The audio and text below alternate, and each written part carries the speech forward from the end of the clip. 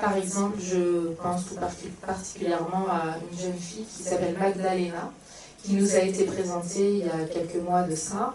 Et l'éducatrice référente de l'aide sociale à l'enfance nous rencontre en nous disant que c'est une jeune fille de 15 ans qui vient de passer devant un juge des enfants, et une ordonnance de placement vient d'être annoncée sur l'internat. Il faut mettre ça en place tout de suite maintenant.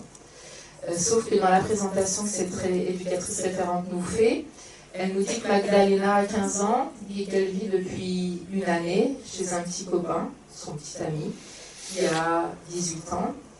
Mais que là, l'objectif qu'on a ensemble, c'est de ramener Magdalena sur l'internat de Cheval Insertion.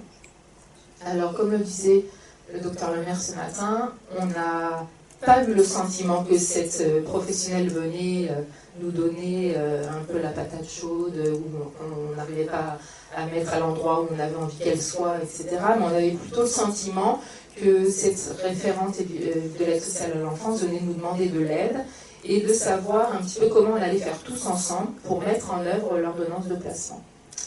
Et ben on a proposé, donc on a fait, alors j'ai pas envie de dire une contre-proposition, mais une proposition un peu plus innovante, en parlant des partages de responsabilités, partage de risques, et on a proposé d'aller travailler au domicile de ce jeune homme où habitait Magdalena, où habite Magdalena.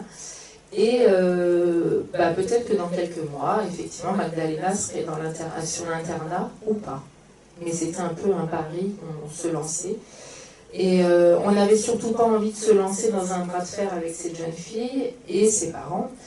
Et donc l'aide sociale à l'enfance a accepté qu'on puisse travailler comme ça. Alors ça fait aussi penser à l'âne avec la charrette, et au lieu que les professionnels prennent deux directions différentes, on s'est accordé en se disant on va travailler de cette manière-là, et on a proposé ça à la famille.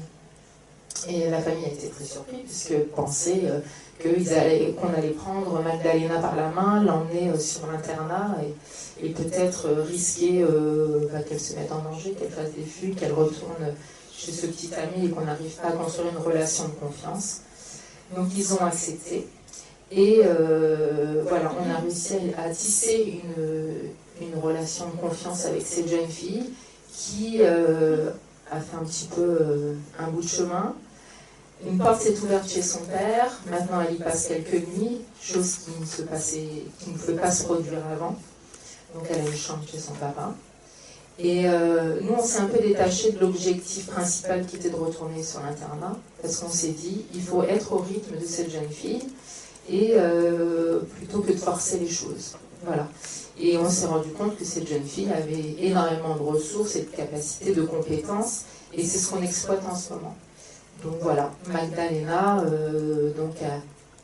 elle habite encore chez son petit copain, elle dort aussi des nuits chez son père, et elle vient d'intégrer un lycée dans une section qui s'appelle le PAPS, ça s'appelait le PAPS il y a quelques temps, ça s'appelle le PAPS, et c'est une section, après, pour les jeunes adolescents qui ne sont plus en projet scolaire et en recherche de projets professionnels.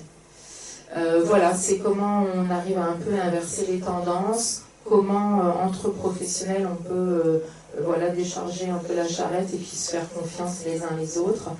Et surtout, partager les responsabilités, les risques ensemble pour essayer d'accompagner au mieux les adolescents et les jeunes majeurs.